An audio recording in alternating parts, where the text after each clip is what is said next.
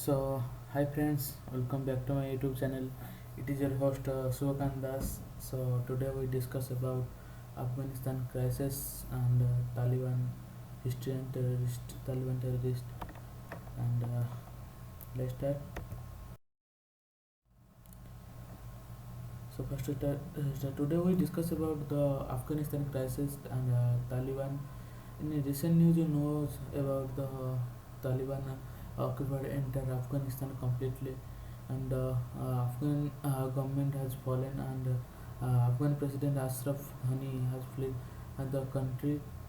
The country is trying to evacuate their citizens from Kabul as soon as possible. So let's go and know some history about Afghanistan and Taliban. So let's start. So, do you know Afghanistan known as the graveyard of empires because the superpower countries entered the Afghanistan but returned a humiliating themselves. The British came in 19th century. They had a very humiliating defeat. In 20th century, the Soviet Union came into Afghanistan and returned after 9 years with a lot of embarrassment. And in 21st century, the USA came to Afghanistan and now returning in a same. It is not that Afghanistan had never been conquered before. If you look at the history, you will find several instances of this. Macedonian ruler Alexander, the Arab kings, the Mongolian ruler Genghis Khan, Mughal ruler Shah Jahan, Aurangzeb, and Sikh king Raja Ranjit Singh. They all have ruled. But believe that the Afghan warriors make it really difficult for any foreign rulers to keep Afghanistan area occupied. But we don't need to go ancient history. We will start from 18th. So first, so there is a large Russian empire in north. At the same time, the British Empire in the south, the India was occupied by British, and in the middle there is a buffer zone that was Afghanistan. Now Russia and Britain alert each other because other country occupying the Afghanistan and creating problem for them. Initially, the Western countries did not know much about Afghanistan. The Alexander Burns is a writer comes in Afghanistan and he safely go back to home and wrote a book. The book name is Travel into Bukhara. It became a bestseller and the travel into Bukhara based in the Afghanistan. So people know about because these books. In 1839, the British started the war against Afghanistan. There was not an army in Afghanistan. Then instead there were thousands of small isolated villages and a chief in each village. The chief of the village led some boys their villages to fight behalf of the emir. Emir means the king. In return for some money. So the tribal chief of small villages united under the leader Chief Akbar Khan, and all the villagers started the war against the British. The war lasted for 3 years. At the end of this war, British were defeated. Uh, this known as the First Anglo-Afghan War.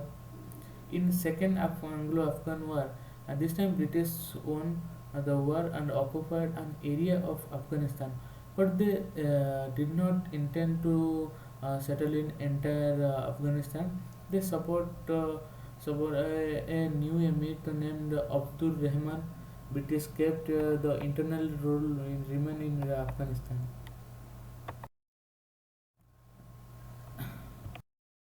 Next is the earlier invasion of in the earlier invasion of Afghanistan by British.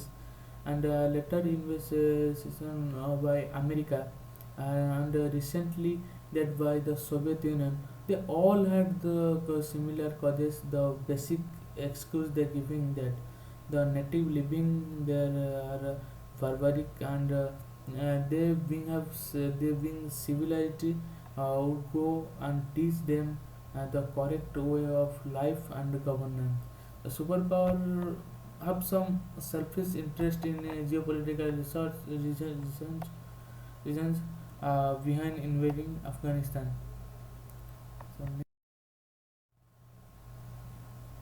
So, next is the political game. So we start. The Amanullah Khan was a liberal and a progressive man in 1926. He made Afghanistan into a constitutional monarchy.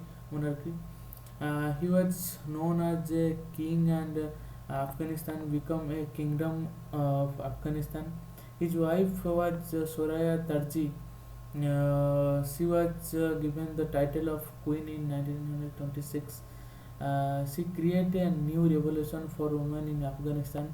The king and queen campaigning against the polygamy, and together, and started school for girls, demand equal rights for women, gave women to right initiate divorce. The strict death codes for women in Afghanistan were also removed, but this guidance uh, of the religion claim it is an attack against Islam. So there is a rebellion against the king in 1923, and another rebellion in 1924. Both the rebellion were crushed, but in 1929, finally a rebellion was successful. The king and queen fled to British India, but the extremist that replaced Amanullah was uh, also overthrown within a year, and the British help prevailed. The first Nadir Shah became a new ruler in Afghanistan, and 1933 his son Zahir Shah became the new king for the country for next 40 years. The 40 years helped to amazing modernization in Afghanistan, establish foreign relationship with other countries. When India and Pakistan gained independence from British in 1947, the Durand line between border between Pakistan and Afghanistan was made the permanent border. Afghanistan wasn't happy with it.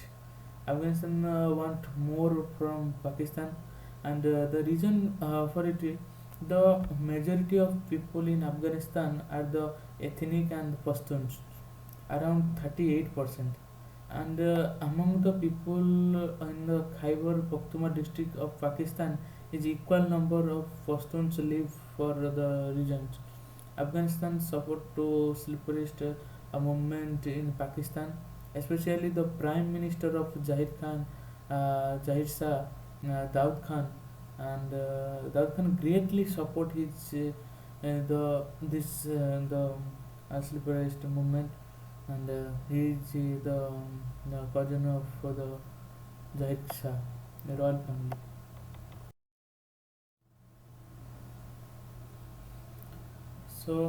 Because of this, Pakistan closed its border against Afghanistan, leaving a section of trade between the two. So, Zahir Khan made his Prime Minister Daud Khan resign in 1963. In 1964, a new constitution was brought. There are some changes like public voting. Women are also given votes. They are also have in candidate. Um, uh, in 1965, an election was conducted, but a rule in started that the member of royal family could not hold any political office because of Daud Khan. But Daud Khan, with the support of army and leftist communist friend, carried a coup, a bloodless coup, He was became a ruler. Daud Khan could call him could not call him the king. Instead, he became the president of Afghanistan and made Afghanistan as a republic country. But after this, Afghanistan again trapped between the two superpowers in Cold War, a huge ideological war between USA and the Soviet Union USSR, where both the countries tried to have their influence on other countries. The whole world divide two parts. Some countries inside of USA and other some in other part of the side of USSR. But on the but one third category was exist, that is non-allegiant movement that was started by our Prime Minister in this Jawaharlal Nehru. Uh, India, Yugoslavia was a member of the non-allegiant movement. The most important thing is Afghanistan was also a member of non-allegiant movement. In his greed to stay in power, Daud Khan brought him an uproar in the country was the once very peaceful country was now home of the murderers, because Daud Khan created his new party, and they brought in a new constitution. He tried to appeal the extremist Islamic, but he sensed the danger from Communist Party, so he killed the member of the party. But the local people coup against Daud Khan, and he got killed. After this, a new communist party came in power, led by Noor Muhammad Turki. Under him, some good reforms take place, but he is so against the religion. So that extremist is Afghan. They declared a civil war against Communist Party. In the war, the Turkey was killed. The USSR entry in Afghanistan. So the Soviet Union then gets excused to invade Afghanistan. They wanted to protect their communist ideology. They decided to give their all protect them. They entered in Afghanistan to start war against Mujahideen. Uh, on the other hand, America see this is an attempt by Soviet Union to establish its influence on Afghanistan. Another country, America could lose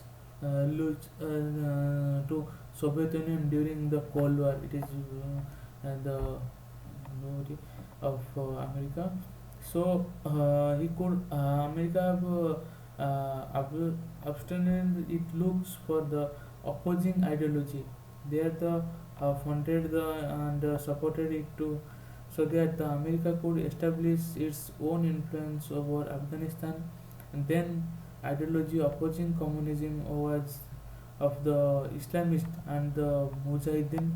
America gives them funding and support them. So uh, um, uh, so it is for today's that is for today, guys. And when does the Taliban take root among all these?